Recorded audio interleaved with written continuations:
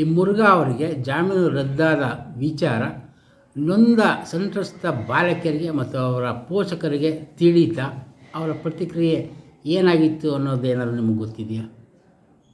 ಖಂಡಿತವಾಗ್ಲೂ ಅವರಿಗೆ ಮೊದಲು ನಾವು ತಿಳಿಸಿತ್ತು. ಅವರಿಗೋಸ್ಕರನೇ ನಾವು ಸರ್ವೋಚ್ಚ ನ್ಯಾಯಾಲಯದ ಮೆಟ್ಲೇರಿತ್ತು. ಒಬ್ಬ ಪ್ರಬಲವಾದಂತಹ ವ್ಯಕ್ತಿ ಆರೋಪಿ ಅವನು ಮತ್ತೆ ಅರೆಸ್ಟ್ ಆಗಬೇಕಾಗಿದೆ ಅಂತ ಹೇಳುವಂಥದ್ದನ್ನು ನಮ್ಮ ನ್ಯಾಯಾಲಯ ಹೇಳ್ತಾ ಇದೆ ಅಂತ ಹೇಳೋದನ್ನ ಕೇಳಿದಾಗ ನಿಜಕ್ಕೂ ಕೂಡ ಒಂದು ಇನ್ನೂ ರಿಹರ್ಸಲ್ ಮುಗ್ದಿಲ್ಲ, ಆದರೆ ರಿಸಲ್ಟೇ ಬಂದುಬಿಟ್ಟಿದೆ ಅಂತ ಹೇಳುವಷ್ಟು ಸಂಭ್ರಮಿಸಿದ್ದಾರೆ. ಆಗದಾಗಲಿ ಸರ್, ಇನ್ನೂ ಆಗಲಿ, ಇಷ್ಟಾಯ್ತಲ್ಲ, ನಮ್ಗೆ ಸಂತೋಷ ಆಯಿತು ಅನ್ನುವಂಥದ್ದು. ಮಕ್ಕಳು ಅಷ್ಟೇ, ಅವ್ರಿಗೆ ಪದಗಳು ಸಿಗ್ತಾ ಇಲ್ಲ ಹೇಳಲಿಕ್ಕೆ, ಎಕ್ಸ್ಪ್ರೆಸ್ ಮಾಡಲಿಕ್ಕೆ, ಆದರೆ ಮುಖದಲ್ಲಿ ಥ್ಯಾಂಕ್ ಯು ಅಂತ ಹೇಳ್ತಾರೆ. ಅವರು ನಮಗೋಸ್ಕರ ಇಷ್ಟು ಮಾಡಿದ್ರಲ್ಲ ಅಣ್ಣ ಅಂತ ಹೇಳ್ತಾರೆ. ಅದಕ್ಕಿಂತ ದೊಡ್ಡದು ಏನು ಸಾರ್ಥಕ ಅಂತ ನನಗನ್ಸುತ್ತೆ. ಇದನ್ನು ಈ ಕಾರಣಕ್ಕೋಸ್ಕರ ನಾನು ನ್ಯಾಯಪೀಠಕ್ಕೂ ಕೂಡ ಪ್ರಣಾಮಗಳನ್ನ ಹೇಳುವಂಥದ್ದು ಮಾಡಬೇಕು. ಜೊತೆಯಲ್ಲಿ ಇಷ್ಟು ಎಫಿಷಿಯೆಂಟಾಗಿ ಮಕ್ಕಳ ಪರವಾಗಿ ವಾದ ಮಂಡಿಸಿದಂತಹ ಅಪರ್ಣಾ ಭಟ್, ಗುರುರಾಜ್ ಆಗ್ಬೋದು, ಹಾಗೆಯೇ ಇದೆಲ್ಲದಕ್ಕೂ ಒಂದು ಬುನಾದಿ ಹಾಕಿದಂತಹ ನಮ್ಮ ಹೈಕೋರ್ಟ್ ವಕೀಲ ಶ್ರೀನಿವಾಸ್ DC ಆಗ್ಬೋದು. ಇವರೆಲ್ಲರಿಗೂ ಕೂಡ ಒಂದು ಬದ್ಧತೆ ಇದೆ. ಆ ಬದ್ಧತೆಯಿಂದ ಅವ್ರು ಕೆಲಸ ಮಾಡಿರೋದು. ಹಣಕಾಸಿಗೋಸ್ಕರ ಇವರು ಯಾರಿಗೂ ಮಾರಾಟಕ್ಕಿಲ್ದಿರುವಂತಹ ವಕೀಲರುಗಳಿವೆ. ಹಣಕಾಸು ಅವ್ರಿಗೂ ಭಾಳಷ್ಟು ಆಮಿಷಗಳು ಬಂದಿದ್ದಾವೆ, ಭಾಳಷ್ಟು ಬೆದರಿಕೆಗಳು ಬಂದಿದ್ದಾವೆ. ಆದರೂ ಬಿಡದೇನೆ ಆ ಮಕ್ಕಳಿಗೋಸ್ಕರ ನಿಂತು ಕೆಲಸ ಮಾಡಿದ್ದಾರೆ. ಅವ್ರಿಗೂ ಕೂಡ ಎಲ್ಲ ಜನರ ಪರವಾಗಿ, ಸಂಸ್ಥೆಯ ಪರವಾಗಿ, ಮಕ್ಕಳ ಪರವಾಗಿ ಪ್ರಣಾಮಗಳನ್ನ ಹೇಳಕ್ಕೆ ಇಷ್ಟಪಡ್ತೀನಿ. ಸರ್, ಈಗ ಗುಜರಾತ್ ಗೋಧ್ರಾದ ಬಿಲ್ಕಿಸ್ ಬಾನು ಪ್ರಕರಣದಲ್ಲಿ ಅತ್ಯಾಚಾರದ ಆರೋಪ ಹೊತ್ತಿದ್ದವರನ್ನ ಸನ್ನಡತೆ ಆಧಾರದ ಮೇಲೆ ಬಿಡುಗಡೆ ಮಾಡಿತ್ತು. ಆ ಪ್ರಕರಣದಲ್ಲೂ ಕೂಡ ಸರ್ವೋಚ್ಚ ನ್ಯಾಯಾಲಯ 1 ವಾರದ ಒಳಗಡೆ ಸರೆಂಡರ್ ಆಗಬೇಕು ಅನ್ನೋ ಸೂಚನೆಯನ್ನು ಕೊಟ್ಟಿತ್ತು. ಅದೇ ರೀತಿ ಈ ಮುರುಘಾ ಮಠ ಪ್ರಕರಣದಲ್ಲೂ ಕೂಡ ಆಗಿದೆ. ಇವೆರಡನ್ನು ತುಲನೆ ಮಾಡಿ ಸಂಕ್ಷಿಪ್ತವಾಗಿ ಹೇಳಿ ಸರ್. ಇದೇನೇ the inner beauty of judicial system. ನ್ಯಾಯ ಎಲ್ಲೂ ಕಳೆದು ಹೋಗಿಲ್ಲ. ನ್ಯಾಯ ಖಂಡಿತವಾಗಲೂ ಎಲ್ಲಿದೆ ಅಲ್ಲೇ ಇದ್ದೇ ಇದೆ. ಅದನ್ನು ವಿತರಣೆ ಮಾಡುವಂತಹ ವ್ಯಕ್ತಿಗಳ ಮೇಲೆ ಮತ್ತು ಅದನ್ನು ಕೇಳುವಂತಹ ಜನರ ಬದ್ಧತೆಯ ಮೇಲೆ ಅಷ್ಟೇ ಇವರು ನಿಂತಿರುವಂಥದ್ದು. ಬಿಲ್ಕಿಸ್ ಬಾನು ಪ್ರಕರಣದಲ್ಲೂ ಕೂಡ ಇದು ಹೀಗೆ ನಡೆಯಿತು. ಒಂದು ಹೈಕೋರ್ಟು ಇವರೆಲ್ಲರನ್ನು ಒಂದು ಸರ್ಕಾರ ಇವ್ರನ್ನ ಸನ್ನಡತೆಯ ಆಧಾರದ ಮೇಲೆ ಅವರನ್ನು ಸಾರಾಸಟ್ಟಾಗಿ ಹೊರಗಡೆ ಕರ್ಕೊಂಡ್ಬಂದರೆ ಒಬ್ಬರು ಮೂರ್ತಿ ಅಂದರೆ ಸರ್ವೋಚ್ಚ ನ್ಯಾಯಾಲಯದ ನ್ಯಾಯಮೂರ್ತಿಗಳು ಅದನ್ನು ಗ್ರಹಿಸಿ ಒಂದು ಆದೇಶವನ್ನು ಹೊರಡಿಸ್ತಾರಲ್ಲ, ಬಂದು ಸೇರಬೇಕಷ್ಟೇ, ಒಳ ಸೇರಬೇಕು ಅಷ್ಟೇ ಅನ್ನುವಂಥದ್ದು ಇದೆಯಲ್ಲ, ಅದು ಐತಿಹಾಸಿಕವಾದಂತಹ ತೀರ್ಪು. ಅದು ಹೆಣ್ಣು ಮಕ್ಕಳ ಪರವಾಗಿ ಒಂದು ನ್ಯಾಯಿಕ ವ್ಯವಸ್ಥೆ ಕೊಟ್ಟಂತಹ ಅತ್ಯದ್ಭುತವಾದಂತಹ ತೀರ್ಪು ಅದು.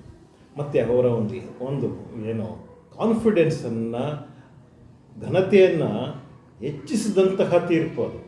ಯಾವುದೇ ತಳಮಟ್ಟದ ಹೆಣ್ಣುಮಗಳು, ತೊಂದರೆಗೆ ಸಿಕ್ಕಕೊಂಡಂಥ ಹೆಣ್ಣುಮಗಳು ನನ್ನ ಪರವಾಗಿ ನ್ಯಾಯಿಕ ವ್ಯವಸ್ಥೆ ಇದ್ದೇ ಇರುತ್ತೆ, ಯಾವ ಕಾಲಕ್ಕೂ ಇರುತ್ತೆ ಅಂತ ಇವತ್ತು, ನಾಳೆ, ಮುಂದೆ ಭವಿಷ್ಯದಲ್ಲಿ ನೆನಪಿಟ್ಟುಕೊಳ್ಳಬಹುದಾದಂತಹ, ನಂಬಬಹುದಾದಂತಹ ತೀರ್ಪು ಅದು. ಅದೇ ರೀತಿಯಾಗಿ ಮುರುಘಾ ಮಠದಲ್ಲೂ ಕೂಡ ಸುಪ್ರೀಂ ಕೋರ್ಟ್ ತಗೊಂಡಂಥ ತೀರ್ಮಾನ ಏನಿದೆ ಅದು ಪೋಕ್ಸೋ ಕಾನೂನಿನ ಘನತೆಯನ್ನು ಎತ್ತಿ ಹಿಡಿದಿರುವಂಥದ್ದು ಬಹಳ ಮುಖ್ಯ.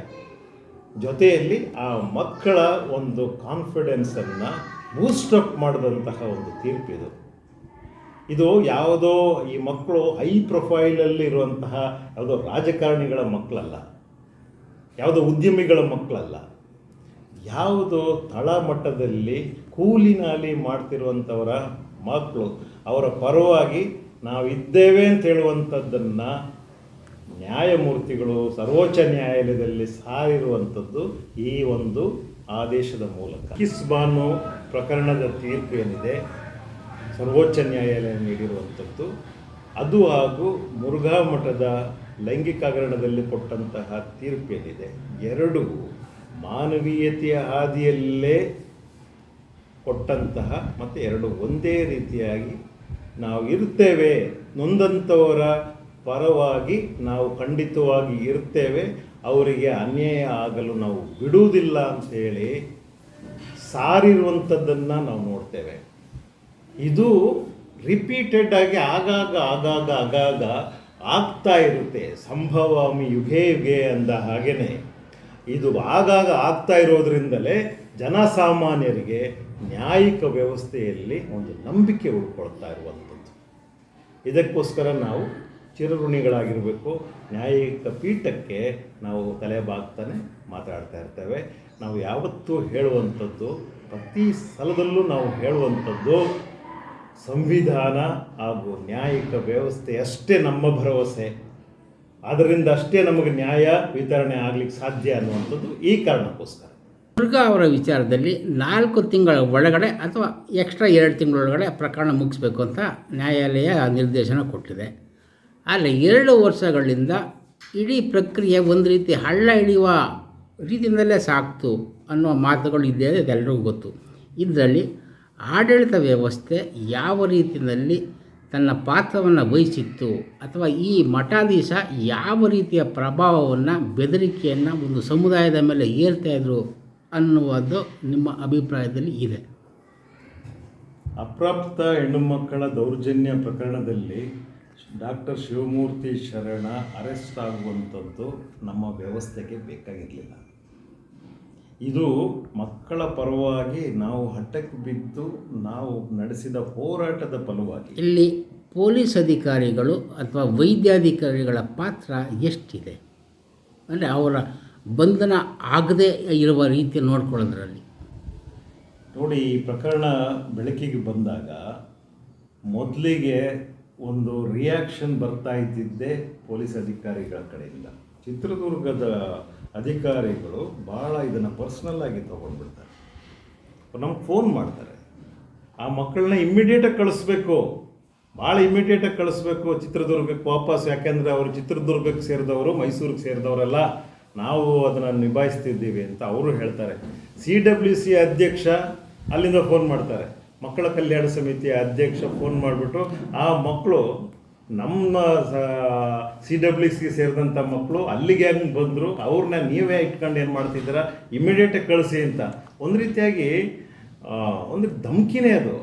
ಅಂದರೆ ಏನಾದ್ರು ಕೇಳಿಸ್ಕೊಂಬಿಟ್ಟು ಭಯ ಬಿದ್ದರೆ ಕಳಿಸ್ಬಿಡ್ಲಿ ಅನ್ನೋ ರೀತಿಯಲ್ಲಿ ಆ ಮಾತುಕತೆಗಳಿದ್ದು. ಅಲ್ಲಿಯ ಹಿರಿಯ ಅಧಿಕಾರಿಗಳು ಕೂಡ ನಮ್ಗೆ ಭಾಳಷ್ಟು ಕನ್ವಿನ್ಸ್ ಮಾಡೋಕ್ಕೆ ನೋಡ್ತಾರೆ.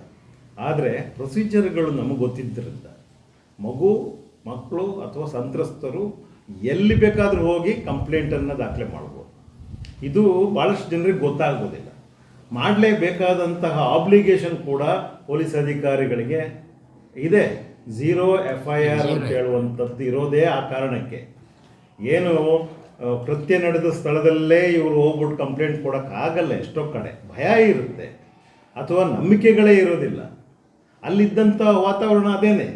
ಯಾಕೆ ಅಂತಂದರೆ you was like a de facto sovereign, ಸರ್ವಾಧಿಕಾರಿ ಥರ ಇದ್ದಂತಹ ವ್ಯಕ್ತಿ ಈ ಆರೋಪಿ. ಬೆಳಗಾಯಿತು ಅಂತಂದರೆ ಬಹಳ VVIPಗಳು ಅವ್ರ ಪಾದ ಪೂಜೆ ಮಾಡಿ ಅದನ್ನು ಏನೋ ಕಣ್ಣಿಗೆ ಹೊತ್ಕೊಳ್ಳುವಂಥವು. ಅವ್ರು ಜೈಲಿಂದ ಬಿಡುಗಡೆ ಆದಾಗಲೂ ಕೂಡ ಅದೇ ಸೀನ್ ಕ್ರಿಯೇಟ್ ಆಯಿತು. ಹೌದು ನೋಡಿ, ಅಲ್ಲಿಂದ ಇಲ್ಲಿಯವರೆಗೆ ಆ ಜರ್ನಿನ ನಾನು ಒಂದ್ಸಲ ನೆನಪಿಸೋದಾದರೆ, 1 ವಾರ 4 ದಿವಸದ ಮೇಲೆ ಆಗುತ್ತೆ. ಪೋಕ್ಸೋ ಪ್ರಕರಣದಲ್ಲಿ ಒಬ್ಬ ಪ್ರಮುಖ ಆರೋಪಿಯ ಬಂಧನ ಆಗಬೇಕಾದ್ರೆ 4 ದಿವಸಗಳಾಗುತ್ತವೆ. ಅದರ ಮಧ್ಯದಲ್ಲಿ ಆತ ಅಲ್ಲಿಂದ ಬೇರೆ ರೀತಿಯಾಗಿ ಪಲಾಯನ ಮಾಡುವಂಥದ್ದಕ್ಕೂ ಅವಕಾಶಗಳಾಗಿರ್ತದೆ.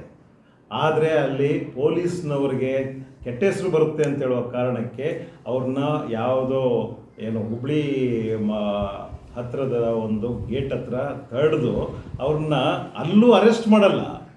ಅವ್ರನ್ನ ಬಹಳ ಮರ್ಯಾದೆಯಿಂದ ಕರ್ಕೊಂಬಂದು ಅವ್ರನ್ನ ಮಠಕ್ಕೆ ಸೇರಿಸ್ಬಿಡ್ತಾರೆ. ಇಶ್ಯೂ ಚಾಲನೆಯಲ್ಲಿದ್ದಾಗಲೂ ಕೂಡ ಬಂಧನ ಮಾಡುವುದಿಲ್ಲ, ಅವ್ರನ್ನ ಬಂಧನ ಮಾಡ್ತಾ ಇಲ್ಲ. ಇದು ನನಗೆ ಬಹಳ ನೋವಾಗುವಂಥ ವಿಚಾರ. ನಂತರದಲ್ಲಿ ಹೇಳ್ತೇನೆ, ನಂತರದಲ್ಲಿ ಮಕ್ಕಳನ್ನು ನಡೆಸ್ಕೊಂಡಂಥ ರೀತಿ, ಅಲ್ಲಿಯ CWC ಮಕ್ಕಳನ್ನು ನಡೆಸ್ಕೊಂಡಂಥ ರೀತಿ ಸರ್ವತಾ ಸಾಧುವಲ್ಲದ ವಿಚಾರ. ಇವತ್ತಿಗೂ ನಾನು ಅದನ್ನು ಚಾಲೆಂಜ್ ಮಾಡಿ ಹೇಳ್ತಾ ಇದ್ದೀನಿ. ಅಲ್ಲಿ ಮಕ್ಕಳನ್ನು ನಡೆಸ್ಕೊಂಡಂಥ ರೀತಿ, ಮಕ್ಕಳ ಜೊತೆಯಲ್ಲಿ ಹೋದಂಥ ಸಮಾಜ ಸೇವಕಿಯನ್ನು ನಡೆಸ್ಕೊಂಡಂಥ ರೀತಿ ಈ ಮಕ್ಕಳ ಒಂದು ಧೃತಿಗಡಿಸುವಂಥ ರೀತಿ ನೀತಿಗಳಾಗಿದ್ದವು. ಮಕ್ಕಳಿಗೋಸ್ಕರನೇ ಇರುವಂತಹ ಮಕ್ಕಳ ಕಲ್ಯಾಣ ಸಮಿತಿ ಈ ಆರೋಪಿಯ ಪರವಾಗಿ ಬ್ಯಾಟಿಂಗ್ ಮಾಡಿರುತ್ತೆ ಅವತ್ತಿನ ದಿನಗಳಲ್ಲಿ. ಅದು ಇವತ್ತಿಗೂ ಕೂಡ ಅಲ್ಲಿಯ ಅಧಿಕಾರಿಗಳು ಭಾಳಷ್ಟು ಜನ ಇವರ ಪರವಾಗಿ ಇದ್ದಂಥದ್ದನ್ನು ನಾನು ನೋಡಿದೆ. ನಂತರದಲ್ಲಿ ನಮ್ಮಂಥವರೆಲ್ಲರ ಒಂದು ಹೋರಾಟದ ಫಲವಾಗಿ ಒಂದು ಸರಿಯಾದ ಒಂದು ಪ್ರಕರಣ ದಾಖಲಾದರೂ ಕೂಡ ಭಾಳಷ್ಟು ಜನ ಈ ಆರೋಪಿಯ ಪರವಾಗಿಯೇ ನಿಂತ್ಕೊಳ್ತಾರೆ. ಅದು ಸೆರೆಮನೆಯೂ ಆಗ್ಬೋದು, ಸೆರೆಮನೆಯು ಅರಮನೆಯಾಗಿ ಪರಿವರ್ತನೆ ಆಗುವಂಥದ್ದನ್ನು ನಾವು ಇಲ್ಲಿ ನೋಡಿದ್ದೇವೆ. ನಾವೇ ಖುದ್ದ ಸೆರೆಮನೆಯ ಅಧಿಕಾರಿಗಳಿಗೆ, ಕಾರಾಗೃಹದ ಅಧಿಕಾರಿಗಳಿಗೆ ಫೋನ್ ಹಾಯಿಸಿ ಹೇಳಿದ್ದಿದೆ ಕೆಲವೊಂದು ವಿಚಾರಗಳನ್ನು. ಅಲ್ಲಿಂದ ಇಲ್ಲಿಯವರೆಗೂ ಕೂಡ ಅವರ ಪರವಾಗಿಯೇ ಇರುವಂಥದ್ದನ್ನು ನಮ್ಮ ವ್ಯವಸ್ಥೆ ನೋಡ್ಕೊಳ್ತಾ ಬಂದಿದೆ. ಅದೇ ಈ ಜೈಲು ವಿಷಯದಲ್ಲೇ ಮತ್ತೊಂದು ನೆನಪಿಸಬೇಕು ಸರ್. ಜಿಲ್ಲಾ ನ್ಯಾಯಾಲಯದಿಂದ ಬೇಲ್ ಸಿಕ್ಕದ ಕೂಡಲೇ ಅವರ ಬಿಡುಗಡೆ ಮಾಡಿಬಿಡ್ತಾರೆ, ಮತ್ತೆ ಒಂದು ಗಂಟೆದಲ್ಲಿ ಮತ್ತೆ ಅರೆಸ್ಟ್ ಆಗುತ್ತೆ. ಅಲ್ಲ ಒಂದು ಇನ್ಸಿಡೆಂಟ್ ನಡೀತಲ್ವಾ? ಹೌದು. ಸಾಧಾರಣವಾಗಿ ಬೇರೆ ಕೈದಿಗಳಿಗಾದರೆ ಸೆರೆಮನೆಯಲ್ಲಿ ಸೂರ್ಯಾಸ್ತ ಆದಮೇಲೆ ಅವರನ್ನು ಬಿಟ್ಟು ಕಳಿಸೋದೆ, ಮಾರನೇ ದಿವಸವೇ ಅವರು ಇನ್ನೊಂದು ಹೋಗೋದು. ಆದರೆ ಈ ಪ್ರಕರಣದಲ್ಲಿ ಸುಮಾರು 8-8:30 ಹೊತ್ತಿನಲ್ಲೂ ಕೂಡ ರಾತ್ರಿ ಆರೋಪಿಯನ್ನು ಜೈಲಿನಿಂದ ಹೊರಗಡೆ ಕಳಿಸುವಂಥದ್ದನ್ನು ಮಾಡ್ತಾರೆ. ಮತ್ತು ಭಾಳಷ್ಟು ದಿವಸ, ಪ್ರತಿ ದಿವಸ ಹೊರಗಡೆಯಿಂದ ಅವರಿಗೆ ಎಲ್ಲವನ್ನು ಸಪ್ಲೈ, ಆಹಾರವನ್ನು ಸಪ್ಲೈ, ವಾರದಲ್ಲಿ 2 ದಿವಸಕ್ಕೆ ಪ್ರಾವಿಷನ್ ಇರುವಂಥದ್ದು ಇದೆ.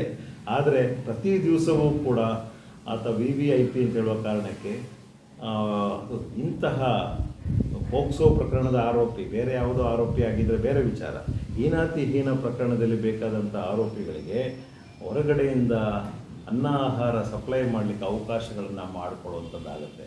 ಮತ್ತು ಹೊರಗಡೆ ಬರ್ತಿದ್ದಾಗ ಆತನಿಗೆ ವ್ಯಕ್ತಿಗೆ ಕೊಡುವಂತಹ ಒಂದು ರಾಜ ಮರ್ಯಾದೆ ಇದೆಯಲ್ಲ, ಅದು ನಮ್ಮನ್ನು ಬೆಚ್ಚಿ ಬೀಳಿಸಿರುವಂಥದ್ದು. ನಿಜಕ್ಕೂ ಹೇಳಬೇಕಾದ್ರೆ ಆ ಬೆಚ್ಚಿ ಬೀಳಿಸುವಂತಹ ಒಂದು ರೀತಿ ನೀತಿಗಳಿದೆಯಲ್ಲ, ಅದು ಈ ಷರತ್ತುಬದ್ಧ ಜಾಮೀನಿಗೆ ತದ್ವಿರುದ್ಧವಾದಂಥದ್ದು.